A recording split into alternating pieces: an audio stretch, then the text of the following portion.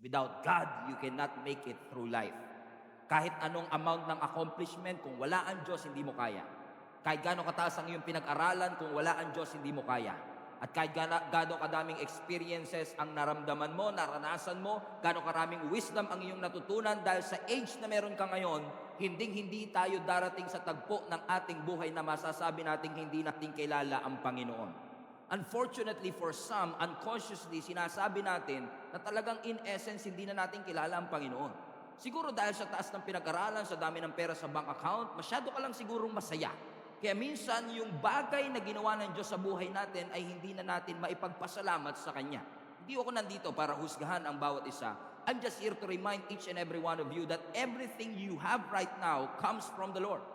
Your wealth comes from the Lord, and even your ability to acquire that wealth came from the Lord. Walang bagay sa mundong ito na hindi galing sa Panginoon. Even the breath that we breathe, the life that we live, the skills, the personality that you have, lahat po yan ay galing sa ating Panginoon. Maraming tao sa mundo ang nakakalimot kasi sila'y bulag sa katotohanan na akala nila kaya sila mayaman dahil sa kanilang galing.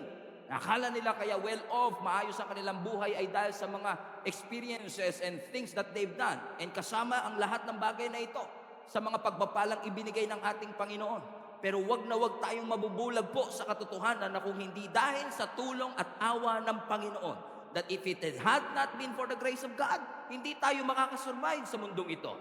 So naniniwala ako that through this message, ibabalik muli ng Panginoon yung pananaw at paningin na ninakaw ni Satanas sa atin. I believe that somebody will get their vision back tonight.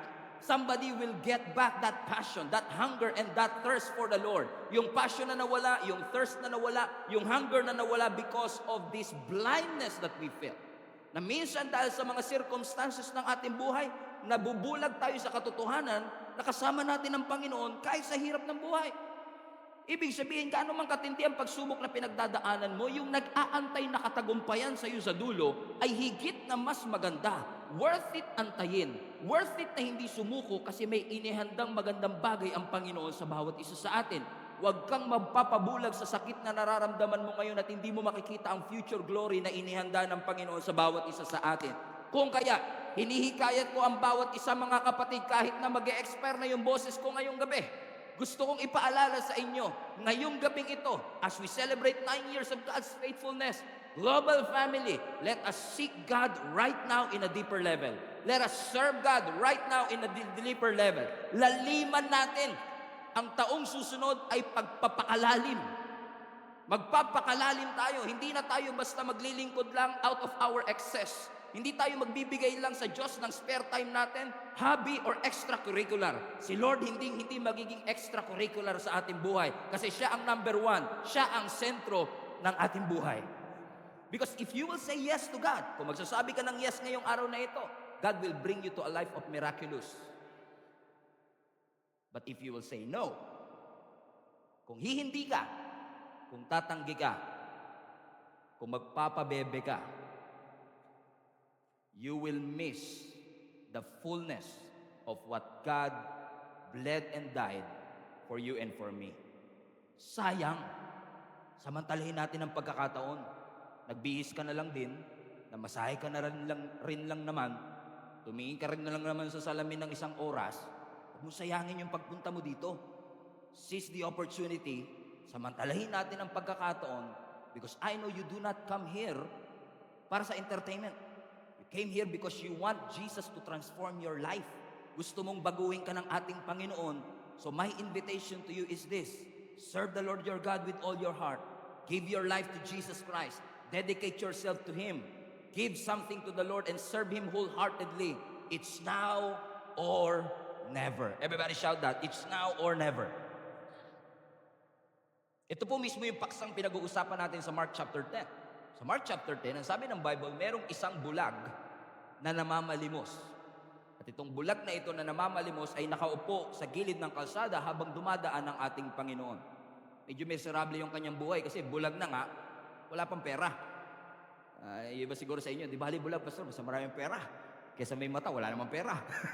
Amen? Pero siya, double siya, no? Oh, talagang double for trouble, no? Bulag na siya, beggar pa siya. And hindi ho yan unusual, lalo sa kapanahunan noon, sapagkat Kapag bulag, hindi makahanap ng disenteng trabaho back then. Kaya ang nagiging trabaho ng maraming mga bulag noon, especially at that moment, siguro dahil sa kawalan ng kaalaman sa siyensya pa ng mga tao before, ang kanilang nagiging remedy ay mamalimos ng kahit konti lang. Kasi alam niyo yung mga beggars, wala naman tayong masyadong kilalang ganito, pero nakikita natin sila sa kalsada. At madalas ang mga namamalimos, ang kanilang hinihingi ay yung mga tira-tira, excess. May nakilala na ho ba kayong namamalimos, ang hinihingi yung ATM ninyo? Wala pa naman, di ba? Wala namang namamalimos na hinihingi ATM natin, bank account natin, PIN code natin sa ATM natin o sa bangko natin. Para sa kanila, kontento na ako sa excess. Konti lang, okay na ako. Sapat na ako sa konting pagkain, sa konting damit. Kahit konti lang. Bigyan, ambunan mo lang ako. Masaya na ako. And maaaring ngayon, meron tayong prejudice at sinasabi natin, Pastor, I think this message is not for me. Kasi in the first place, hindi naman po ako bulag. At pangalawa, hindi naman po ako namamalimos. So let me tell you this, mga kapatid. I believe with all my heart, kahit gaano kakayaman, lahat tayo namamalimos. Think about it. Di ba pag may sakit ka, namamalimos ka ng kagalingan?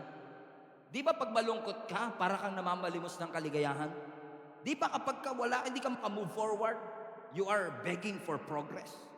Hindi ho ba kapag may mali sa ating buhay, we are begging for God to put order into our life? Hindi ho ba kapag addict ka, ikaw ay namamalimos ng deliverance o kalayaan? Hindi ho ba pag malungkot tayo ay namamalimos tayo ng kaligayahan sa ating Panginoon? At some point in our life, maaaring hindi ka man namamalimos ngayon, namalimos tayo ng something sa Panginoon. At katulad ng blind beggar na ito, tumawag ka rin sa Panginoon, Lord, kahabagan niyo po kami.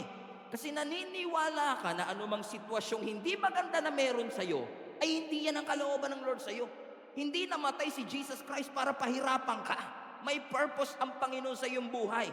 Anumang edad, saan ka man nagtrabaho, anumang school ang iyong pinag-aralan, God has a purpose for your life.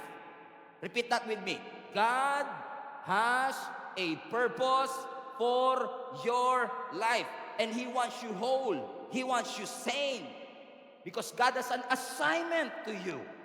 May pinapagawa ang Panginoon sa iyo. Madalas lang nagbibingi-bingihan ka, madalas lang ayaw mong sundin. Pero may bagay na pinapagawa ang Diyos sa iyo. Nung nilikha ka niya, dinesign ka niya, nilagyan ka na kagad niya ng assignment, ng layunin, ng purpose. Kung paano yung electric fan, ang purpose niya ay magbigay ng hangin at mag-circulate ng hangin, ikaw may purpose din. Huwag mo sasabihin wala kang purpose. Ibig sabihin, mas may purpose pa yung ventilador kaysa sa'yo? I don't think so. Ikaw ay may purpose. Ikaw ay may layunin. Kaya ka buhay ngayon, may layunin ang Panginoon sa iyo. It doesn't matter kung paano ka pinalaki. It doesn't matter how young you are. It doesn't matter how old you are. Hallelujah. Huwag kayo titingin sa katabi ninyo. Amen? Because the purpose of God in your life is clear. It's not dependent on the family background, school that you went to or did not went to. Ang purpose ng Panginoon sa iyo, klaro. Hindi lang natin madalas makita, pero kung buhay ka ngayon, may layunin ng Diyos sa iyo. Kung may pulso ka pa, ibig sabihin may purpose ka pa. If you are alive right now, God has an agenda for each and every one of us. Ang problema, kaya tahimik yung katabi mo, hindi natin yun makita. Bulag tayo sa katotohanan na ang Diyos ay may purpose sa atin. Akala mo kasi pinabayaan ka na ng Diyos. Akala mo kinalimutan ka na niya. Akala mo walang bagay na inilaan ng Panginoon sa iyo. Naniniwala ako, kapatid, na kapag ikaw ay lumakad at pumasok sa kalooban ng Panginoon, dun mo lang mararanasan yung tunay na kaligayahan. Alam kong masaya ka ngayon, pero maniniwala ka bang mas may isasaya ka pa? Kapag pumasok ka sa kalooban ng Panginoon, masaya kang ginagawa mo yung kaya mong gawin. Because there are things in your life that you can do. But there are a lot of things that you are created to do. Ang ipurso mo, hindi lang yung kaya mong gawin. Ang ipurso mo, yung dahilan ng Diyos kung bakit kanya nilikha. There are a lot of things in your life, mga kapatid, that you are good at. Magaling ka magluto. Magaling ka matulog habang preaching. Talent yan. But there are things in your life that God ordained for you to do. Bago ka pa man ipinanganak, bago ka pa man magkaroon ng kakayanang makakita, nakita na ng Diyos ang future ng iyong buhay. At ang sabi niya, you are a child of God and I have a purpose in your life. Again, the problem is, do you not see it? Do you not perceive it? Hindi mo ba nakikita ito? Kasi kung titingnan niyo yung binabasa nating Mark chapter 10, kung ikaw ay babalik lang ng 2 chapter pa. So Mark chapter 10, then Mark chapter 9. Sino sa inyo naniniwala, bago 10, 9 muna. Wow, what a revelation. At bago 9, 8 muna. Yun talaga kinilabutan na kayo doon. Kung titingnan nyo at pag-aaralan nyo ang Mark 8, basahin po ninyo ito pag uwi ninyo sa bahay. Makikita kayo na may isa pang kwento ng isa pang bulag.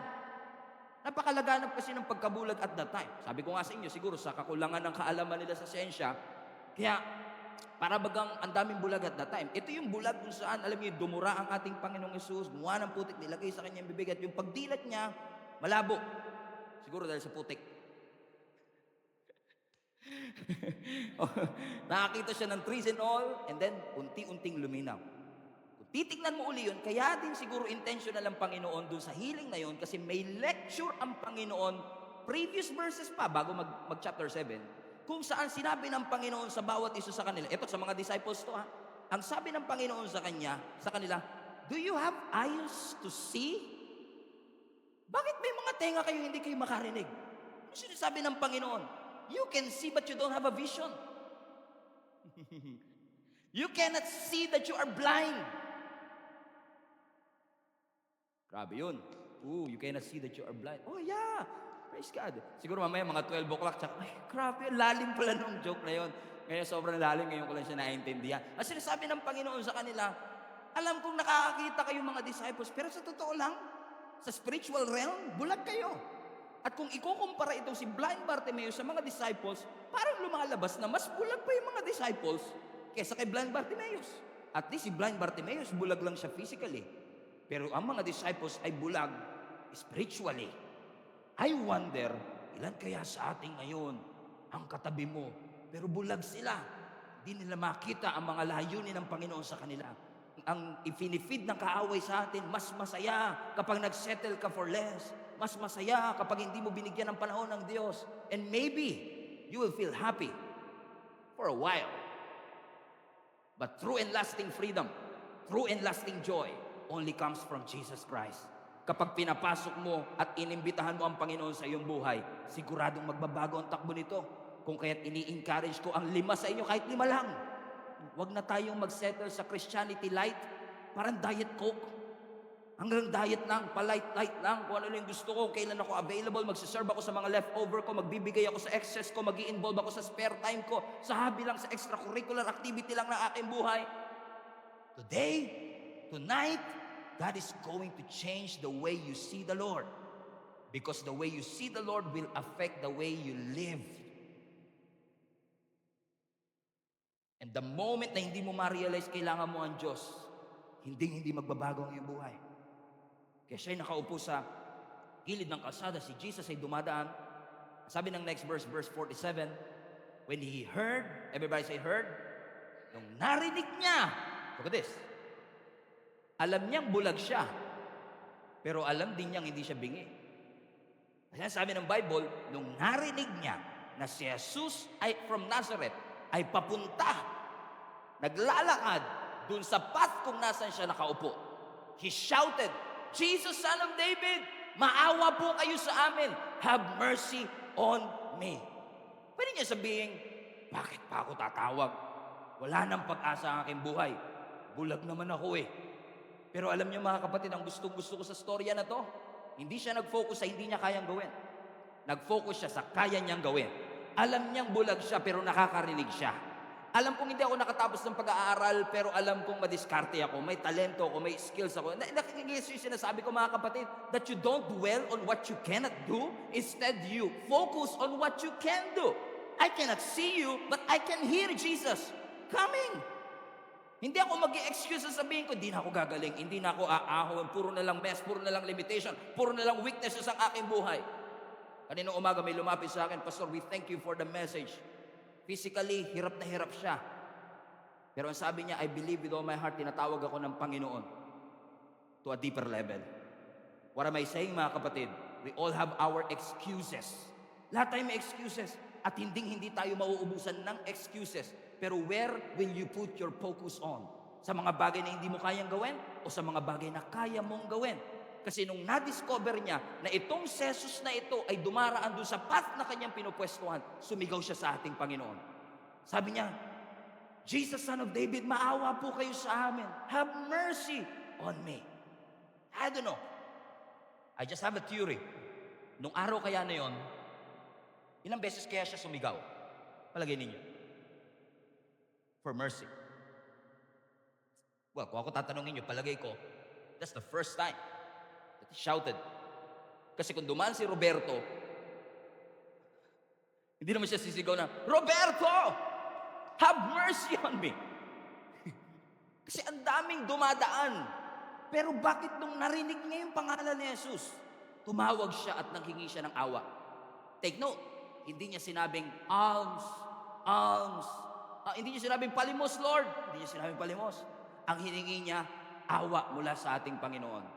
I submit to you, maaari na narinig ng blind Bartimaeus na ito, yung istorya, 2 chapters earlier, kung saan pinagaling din ng Panginoon yung isang bulag. At maaaring narinig niya na si Jesus ay nagpapagaling ng bulag. Hindi kayang magbigay ng paningin ng doktor, hindi niya kayang magpagaling, pero ang Diyos kaya niya. Kaya sabi niya, kung pinagaling niya yung bulag, kahit ginamitan ng putik, kung kayang gawin ng Panginoon yun, alam kong kaya niyang gawin yun sa akin. And if God did it for somebody, I know God can do it to my life. Kaya sabi niya, hindi ko papalagpasin ang pagkakataong ito. Jesus, Son of David, have mercy on me. When he heard about Jesus. Kasi sino sa inyo agree mga kapatid, there is something about that name, Jesus, na kapag naririnig mo, parang ini-ignite ang iyong puso at parang nawawarm ang inyong heart. Correct? Everybody say Jesus. Sabi niyo, Stephen. O diba, walang dating? Because there is something about the name of Jesus. Because the name of Jesus itself means Savior. Everyone needs saving. Everyone needs Jesus. Everyone needs deliverance. Kaya every time na maririnig natin yung pangalang Jesus, bulag ka man, bingi ka man, dumb ka man, may sakit ka man, there is something about the name of Jesus that brings hope to us. Nagbibigay ng pag-asa, nagdadala ng pag-asa sa bawat isa sa atin. At hindi mo matatawag ang pangalang Jesus hanggat hindi mo inaamin na meron kang pangangailangan. At si Jesus lang ang tanging kailangan mo. Kapag meron kang Jesus sa buhay mo, you have all that you need. At magiging totoo lang si Jesus kapag naging totoo ka na kailangan mo siya. Hindi mo siya matatawag na Savior hanggat hindi mo nare-realize na makasalanan ka at hopeless ka at kailangan mo siya para iligtas ka. Hindi mo siya matatawag for healing kung alam mo at hindi mo inaamin na may sakit ka. Because most of the time kapag may sakit tayo, we're trying to hide it. Nahihiya tayo sa sasabihin ng ibang tao, but you cannot fix it if you always hide it. You have to expose it to God at sabihin mo sa Panginoon, Lord, I need help. Alam kong ako ang madalas tumutulong sa iba, ako ang inaasahan ng aming pamilya, but if truth be told, Panginoon, alam mo, maraming mga pagkakataong hindi ako nakakatulog kasi ako mismo kailangan ko ng tulong. How many among you can relate, mga kapatid, na lahat tayo kailangan natin ng tulong? So he shouted, sabi niya, Jesus, Son of David. Oh, hold on. When he heard about Jesus, he shouted. Alam kong bulag ako, pero hindi ako pipi. 5 senses ba to, Pastor? 3 na. Amen? Amen? Alam niya, kaya niyang magsalita. Hindi siya nag-dwell sa hindi niya kayang gawin. Alam ko, kaya kong sumigaw. Kaya sabi ng scripture, he shouted. Sabi niya, Jesus, Son of David, and loud. Everybody can hear it. Jesus, Son of David, have mercy on me. Kasi alam ni blind Bartimaeus, kung ang lalabas sa bibig ko pagre-reklamo ko, hindi ako gagaling. Matagal na ako nagre-reklamo. Matagal nang puro negatibo lumalabas sa bibig ko. Pero nung narinig niya ang pangalang Jesus, nakaramdam siya ng pag-asa. Ginamit niya ang kanyang bibig hindi para magreklamo, kundi tawagin ang ating Panginoong Jesus. Iba kasi yung naniniwala ka lang kay Jesus, iba rin yung nagsasalita ka, tumatawag ka kay Jesus. Amen? Kasi marami sa atin naniniwala pero ayaw natin tumawag. Ang sabi ng Bible, let the weak say. Hindi sinabing let the weak think. Ang sabi, let the weak say. Ano? I am strong. Hindi sinabing let the weak continue to study how weak you are. Ang sabi ng Bible, let the weak say what? I am strong. Kung ikaw ay mahina, don't talk about your weakness. Say you're strong. Not by denying it, but by declaring strength in your life. Let the poor say. Come on, let the poor say. Parang mas malakas yung let the poor say, I am rich, Okay, malaki pa ang kailangan ng katabi mo ngayon, Sabi mo sa kanya, kung kailangan mo libre mamaya sa pamasahe, libre na rin kita. Amen? Kailangan magtugma yung sinasabi sa laman ng puso. Kasi madalas, mga kapatid, ang sinasabi ng bibig mo, malakas ka, pero laman ng puso mo, alam mo, hindi. So, kailangan magkaroon ng harmony. Yung sinasabi ng ating bibig at laman ng ating puso. That, Lord, I am weak, but I'm gonna say I am strong. Why is that important? Kasi kapag marunong ka mag-confess ng mga pangako ng Lord sa iyong buhay, kapag kaya mo i-confess ang salita ng ating Panginoon sa iyong buhay, na alam ko mukha kang malungkot ngayon at nakakaramdam ka ng lungkot sa mga panahong ito, pero every time maririnig mo yung sinasabi ng Psalms 23 verse 4 that though you walk through the valley of the shadow of death, you should not be afraid for God is with you, and you continue to confess that with your mouth, God is with me. I feel lonely, but I'm not alone. God is with me. God is with me. God is for me. You continue to confess, not just what you see, not just what you feel. You are continuing to confess what you want to experience in your life. Determinado talaga siya, no? Napansin nyo? Tutuwa nga ako dito kay Blind Bartimaeus, He cannot see, but he is so focused. Sabi niya, Jesus, Son of David, have mercy on me. Si Bartimaeus, tumatawag kay Jesus. Si Robelin, tumatawag sa Panginoong Jesus. Si Isa, tumatawag sa Panginoon. Si Stephen, tumatawag sa ating Panginoon. Sino-sino kaya sa night service ngayong gabing ito ang tumatawag sa ating Panginoong Jesus? Kasi pagka pinag-aaralan ng kwentong ito, pag tinatanong natin, anong pangalan ng bulag na lalaking ito sa Mark chapter 10? Siya si Bartimaeus. Actually, yung pangalang Bartimaeus ay hindi talaga pangalan. Kasi sa Hebrew, ang ibig sabihin ng Bartimaeus, halimbawa, bar, sa Hebrew, ang ibig sabihin ng bar is anak. Timaeus, pangalan ng kanyang tatay. So kapag sinabi mong Bartimaeus, anak ng tatay niya. Parang Bar Stephen, kung magkakaanak ako, Bar Stephen.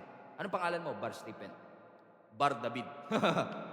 Di guess yung iba. Mga millennials, di na naabutan si Bar David. Hinebra. Number 1. Amen? Si Bartimaeus. Look at this. So yung anak ni Timaeus, tumatawag sa anak ng Diyos at humihingi ng konting awa. Have mercy! Please! Kaawaan niyo po kami! At maaaring hindi ka sumisigaw ngayon, pero ang puso mo kanina pa gustong sumigaw. Maawa ka, Lord, addict ako. Maawa ka, Lord, broken ako. Maawa ka, Lord, empty ako. At lalong maawa ka, Lord, empty pocket na po. Maawa ka, Panginoon, have mercy on me. Sino sa inyo, mga kapatid, deep down within you, you are praying and asking God for mercy. Lord, have mercy! Have mercy! Look at this. Look at the shift here. Kanina namamalimos siya, ngayon umiiyak na siya. Kasi bakit ka mamamalimos kung pwede ka namang umiyak for breakthrough? Sabi mo sa katabi mo, stop begging. Stop begging. Kasi ang mga beggars, they are just looking and expecting for excess, sobra-sobra. Pero this time, hindi na sobra hinihingi niya. Ang sabi niyo, Lord, kaawaan mo ako. Bigyan mo ako ng atensyon. Lord, I want to experience your malasakit. Because a beggar begging is expecting for an excess, but crying is expecting for a miracle. But, sabi ng verse 48, naingayan sila sa sigaw ng lalaking ito. Kaya sabi ng verse 48, many people told him to stop. Stop! Stop! Stop! Actually, mas masakit yung Greek word. Sa Greek word, sabi mismo ng disciples, beggar, shut up. Shut up. Shut up. Stop. Stop. Mas masakit. Alam niyo kung ano mas masakit? Yung disciples mismo ang nagpapatigil sa kanya. Or kung hindi man kasama yung disciples na nagpapatigil sa kanya. Now that, I find it fascinating, you know why? Because yung mga disciples, alam nila yung ministry ni Jesus. Ang ministry ni Jesus, magpagaling ng may sakit. So ang trabaho dapat nila, tulungan yung may sakit na lumapit kay Jesus. Diba? So ang trabaho talaga nila is to usher the people into the presence of Jesus. So ang trabaho nila, usher. Ang ginawa nila, bouncer. Naging bouncer sila. Huwag ka lalapit, huwag ka lalapit. Tap, tap, shut up, shut up. No. Their job is supposed to usher the people into the presence of God. But instead of ushering them into the presence of God, naging bouncer sila. Huwag kang lalapit. And I wonder ilan kayang mga church people ngayon na ang trabaho sana ay mag-usher ng tao palapit kay Jesus, pero nagiging bouncer tayo. Sinasabi natin, hindi ka pwede lumapit, may kulay buhok mo. O hindi ka pwedeng lumapit, you are not dressed well enough for the Lord. You're not educated enough, experienced enough. No, our job as a church is to bring people into Jesus Christ. We are the salt and light of the world. You're supposed to be salty. You're supposed to shed your light.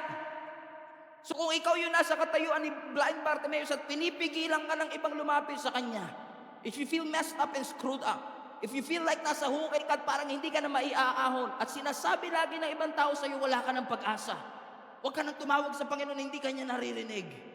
I am here tonight to break that lie and tell you, mga kapatid, that God is here to accept you just as you are. I'm here to tell you, mga kapatid, na ngayong araw gusto ng Lord sirain yung kasinungalingan na yan, na kung pakiramdam mo at sinabi ng iba sa'yo na hindi ka naririnig ng Panginoon, you have to hang on, hold on, because help is on the way. Better things are ahead of you and not behind you. The best days are ahead of you. The best is yet to come. Just continue to call upon the name of Jesus. Tawag lang ng tawag, kahit pinipigilan ka ng iba. Don't ever allow somebody to stop you from coming to Jesus. And tayo rin naman, huwag tayong naiinis sa mga laging sumisigaw. Pastor, grabe naman kasi yung katabi ko kanina. Nagpa-piano pa lang. Piano! Isabay mo naman sa drums, parang ingay. Kanina, Pastor, yung kamay niya, pang-4 na upuan yung sakop eh. Kanina pa ako, may COVID pa eh. Minsan naiinis ka dun sa mga taong hindi mo kasing ingay. Kasi pag nasa church sila, ang ingay nila, no? Pero ang totoo, hindi mo sila maiintindihan. Kasi maaaring pumunta ka rito, lagnat lang yung problema mo, siya tinaningan ng doktor. Hindi mo siya mapipigilan sa desperation and persistence niyang lumapit at sumigaw sa Panginoon dahil hindi mo alam yung depth ng pinagdadaanan niya. Kaya pwede ba nating, let's normalize in this church. Wow, millennial. Let us normalize in this church, mga kapatid. Iba talaga kapangyarihan ng third service. Let us normalize in this church, mga kapatid, na kung meron mang taong tumatawag sa Panginoon, kahit gaano sila kaingay, kahit gaano sila kalikot, just let them be. Just let them be. Don't ever stop them from coming to Jesus Christ, katulad ng mga disciples na ito. So many people told him to stop. But look at this. Ito yung sinasabi ko sa inyo, pag desperado, di mo mapipigilan eh. But he shouted even louder. Son of David, have mercy on me. Sabi, stop eh. Nilakas mo pa. Alam mo kung yung Bible may volume, kahit 2,000 years ago pa siya nangyari, I can hear him crying. Have mercy on me. Nilalakas niya talaga. Now, question, ba't niya nilakas? Dahil ba maraming tao? Kasi at this point, Passover celebration, people are going to Jerusalem, the crowds are building, ang daming tao, busy ang city. Obviously, maraming tao. Pero kung ang basihan niya lang ng pagsigaw, hindi ako marinig. Walang sense yung kanyang ginagawa. Walang substance yung pagsigaw. May kilala ba kayo sigaw lang ng sigaw, walang substance yung pagsigaw? Nakakainis din yung sigaw ng sigaw, wala namang substance yung sinasabi, correct? Tatakot kayo, katabi niyo, asawa niyo, no? Pastor, to sigaw ng sigaw, walang substance sinasabi. Pinagbibintangan ako, may babae daw ako. Di naman. I don't think dahil maraming tao. Baka kaya malakas ang sigaw niya, bingi si Jesus? Obviously not. Hindi siya sumisigaw ng malakas dahil bingi ang ating Panginoon. I submit to you. Isa sa mga rason, if not the only reason kung bakit siya sumisigaw ng mas malakas kahit pinipigilan pa siya ng mga disciple, is simply because alam niya, kapag si Jesus hindi ako narinig, wala na akong pag-asang gumaling. This is the only opportunity I have to get healed. So kahit magalit kayo sa akin, it's now or never. And it worked.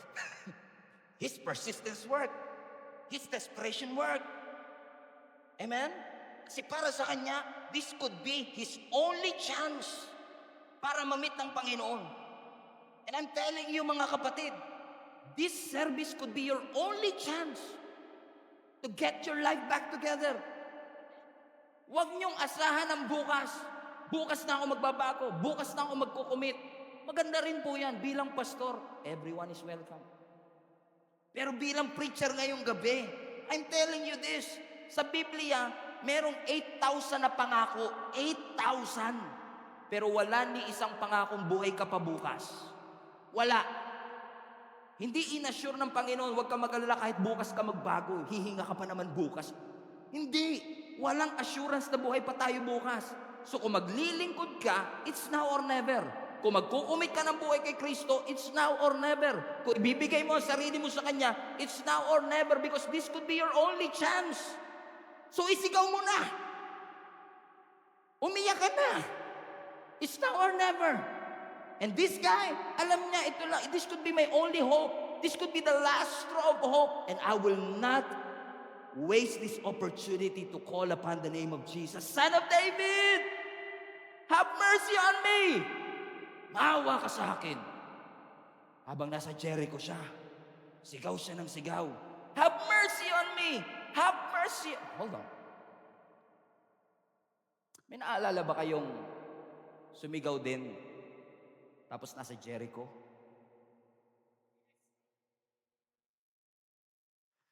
Siguro itong si Blind Bartimaeus, alam niya yung story dun sa Old Testament? Sa Joshua chapter 6. Kung saan yung mga Israelites umiikot dun sa Jericho wall, hindi sila pwedeng magsalita for 6 days, which is a miracle in and of itself. Yung hindi ka magsalita for 6 days. Sino sa inyo naniniwala kayong katabi nyo, hindi lang magsalita ng 1 day milagro?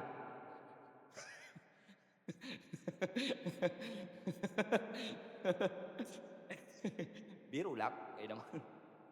Ang matindi nun, Brad. Meron pang mga babae dun sa hindi rin nagsalita. Another miracle. Brad. Mamaya mga 9 o'clock gets yan. Hindi ka makapagsalita is already a miracle. And after 7 days, sabi ng Bible, now it's time for you to shout. Shout as loud as you can, for I have delivered Jericho into your hands. Ah! Alam niya yung storya na yun. Na alam niya, yung naaalala niyang huling sumigaw sa Jericho, napabagsak yung wall, nakaranas ng milagro. So ngayon, hindi ko pa palagpasin ang pagkakataong nasa Jericho ako, sisigaw ako as loud as I can, kasi kung naranasan nila yung milagro, pwede kong maranasan ang milagro ngayong araw na ito. So he shouted even more, Jesus, Son of David, have mercy! Maawa po kayo! Have mercy on me!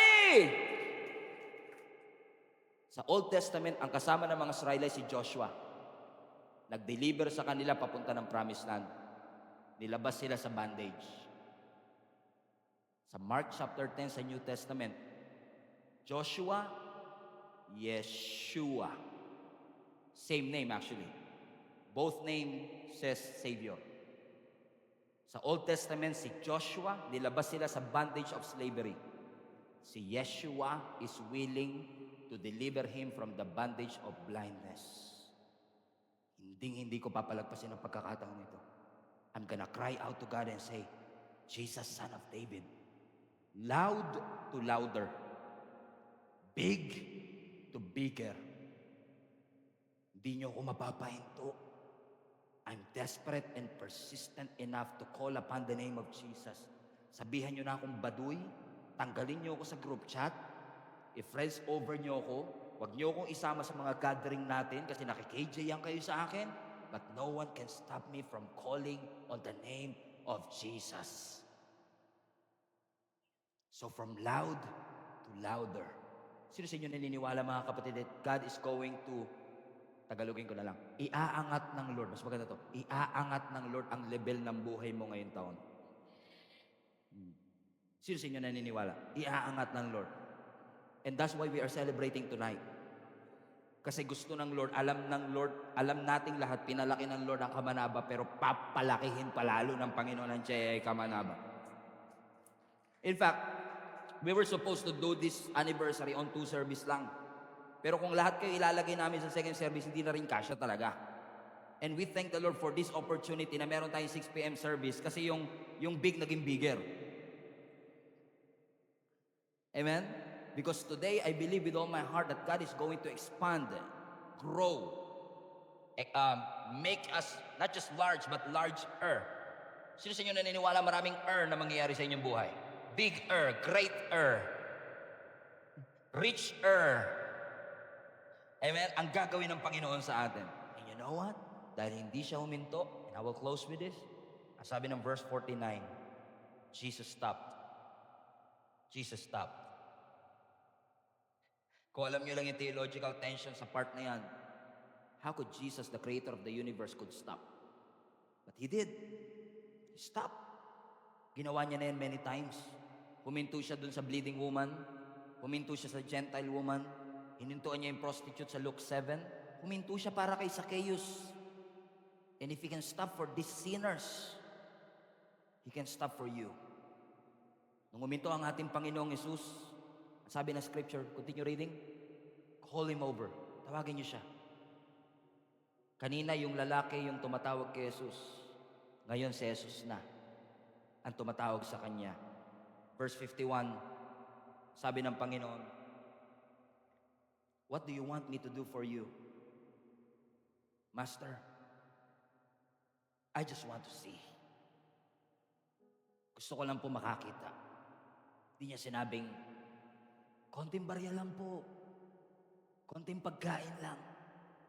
Kasi alam niya yung kalibre ng ating Panginoong Yesus. Hindi lang limos ang kayang ibigay nito, hindi lang tinapay ang kayang ibigay ng Panginoon.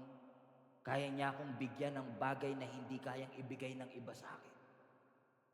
At kayang ibigay ng Lord yung totoong kailangan ko. Gusto ko lang makakita. Pwede sabihin ni Jesus na, pwede bang limos na lang? Hindi pwede. Actually, kaya ka bulag, makasalanan yung mga ninuno mo. You don't deserve this. But you know what? That's the beauty of God's grace. You don't deserve it. But God gave it anyway. God knows your dark secrets. God knows your deep secrets. God knows your dirty secrets. But God chose to love you anyway. He asked for healing. Pwedeng humingi siya ng tinapay, right? Sanay na siya sa paghingi ng tinapay. Because sometimes when the wait is long, we usually lower our standards. Napasin niyo yun? Pag matagal mo nang inaantay, binababa mo na yung standards mo. Right? Nung 17 ka pa lang, tall, dark, and handsome. 24. Lord, kahit tall, dark, pwede na Lord, tall, dark. 27. Dark, Lord, dark. Pero siya, He did not settle for less.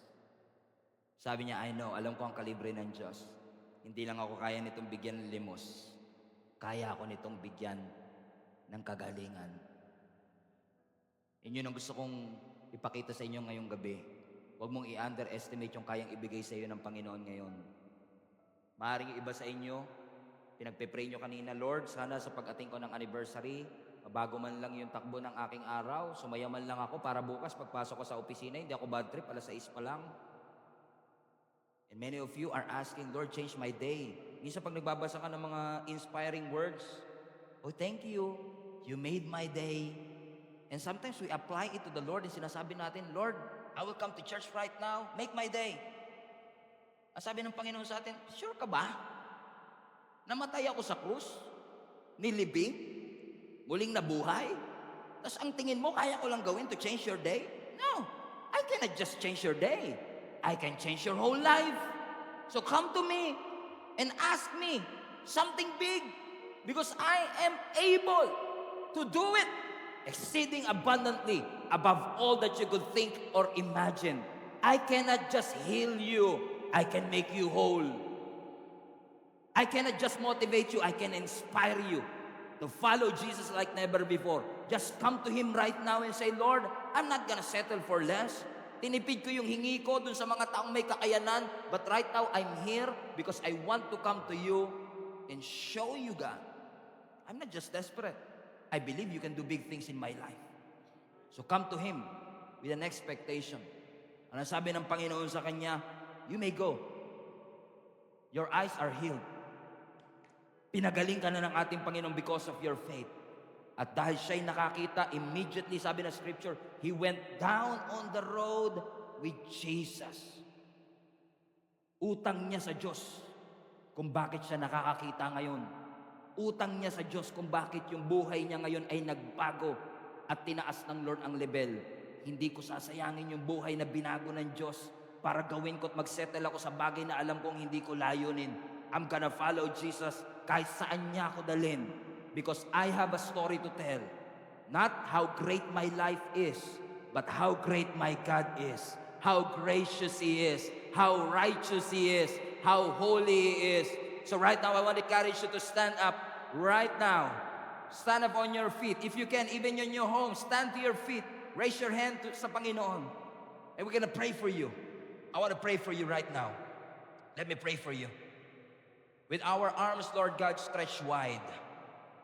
For those people, Lord God, who have already heard this message and those who are listening to this message for the very first time, I know this is a brand new experience that you are creating right here and right now. You are reminding us that only you can turn the ordinary to extraordinary, that you can turn our mess into a message, a test into testimony, a trials into triumphs. So, Lord God, we come to you with a big expectation, knowing that you are able to do exceeding abundantly above all that we could imagine or think. So tonight, we come to you, Lord God, and asking not just for you to change our day, change our lives, Lord. Baguhin mo ang aming buhay. Itaas mo ang level ng aming buhay. Sa lahat ng mga tatay na narito ngayon, Lord God, na hindi nila inaamin na sila'y pagod na at sila po, Panginoon, ay nangangailangan ng tulong. Meet them, Lord God, right where they are. Kausapin mo at yakapin mo ang kanilang puso. Sa mga nanay, Lord God, that appeared to be strong, but that deep down within them, nagwo-worry po sila sa kanilang future. Kausapin niyo po sila ngayon.